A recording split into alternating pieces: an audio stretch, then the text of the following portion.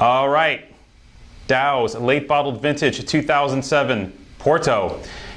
Now, I could tell you about this wine because I'm versed in port and all that good yummy stuff, but why should I tell you about it when the guy right next to me, Rupert Symington, is one of the kings of port? He's here. It's his wine. Let's have him talk about it a little bit. Rupert, thank you for coming. Thank you, Carl. Well, port is a wine that comes from the northeast part of Portugal, made famous by the British, hence my rather British and not very Portuguese accent. Dows was one of the original port houses, founded in 1798, and it's been very much known for many years for its vintage ports, which are the creme de la creme.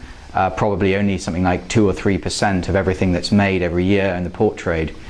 But for us mere mortals who want to drink a port for every day, rather than a $150 bottle of vintage port, there is a wonderful alternative.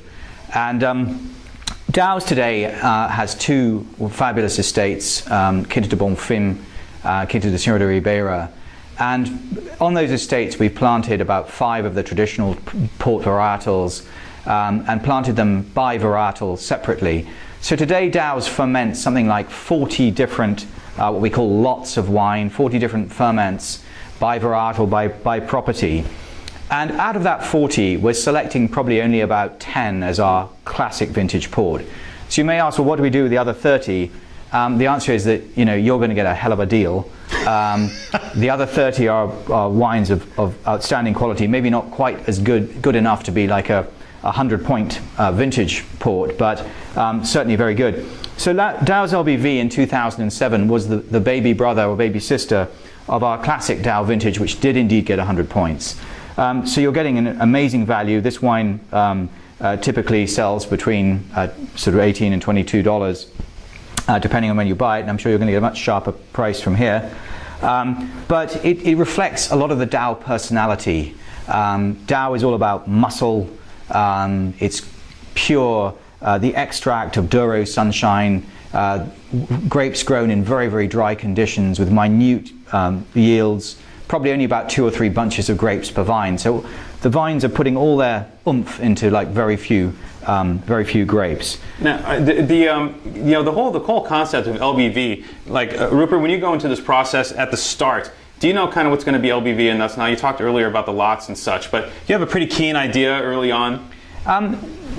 We have a sort of, in our own vineyards, we have almost every year we have fabulous quality. So it's not every year that almost every year we bottle an LBV. Certain years, like 2002, we didn't have wine that we felt was quite of enough quality.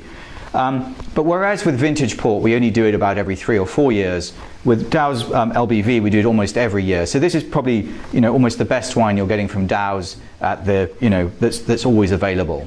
In a great vintage, is a selection for the LBV a bit more painful, knowing that it's going to be going down the line? And that is generally true. Is there a tug of war amongst you and the rest of the Symingtons? Kind of like, well, oh my gosh, what are we going to do? I have to say, if we hadn't made the 2007 Dow, the LBV would have been a little bit better, but not significantly. Okay. But in terms of production, we're talking really quite a modest quantity here. Probably maybe 30, 40,000 cases. I mean, that's for a wine that's widely available around the world. I mean, it may sound like a lot of wine, but it's not actually that much wine. Rather less than a typical Bordeaux Chateau would make of its senior wine. But I think it's very much Dow's hallmark. Dow is a drier style of port. It's definitely got figs.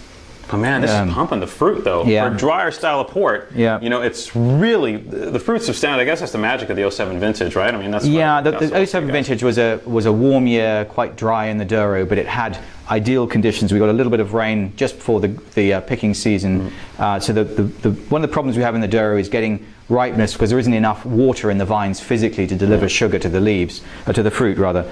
And that in 07 all worked well. We had a nice bit of rain at the end of September, and we started harvesting beginning of October in perfect conditions. So when it's late bottled, how much later is it bottled in conventional port? So the vintage port will be bottled after about 20 months in the oak barrels. We use seasoned oak barrels. We don't want to impart any vanilla flavor to the wine, just allow it to settle down. With the late bottle vintage, we allow it a further, that's almost 2 years, we allow it a further 3 2 to 3 years in wood. So it's bottled at about 4.5 years after the harvest, and that allows some of the richer, more vibrant, the harder tannins to soften. The vibrant fruit mellows down. I'm picking up on this wine a little bit of that sandalwood, a sort of gentle, spicy nose. Yeah. So it really softens the wine and makes it really very appealing. There's an ease to LBV ports, right? And I think what we've picked up today is this lovely fresh acidity.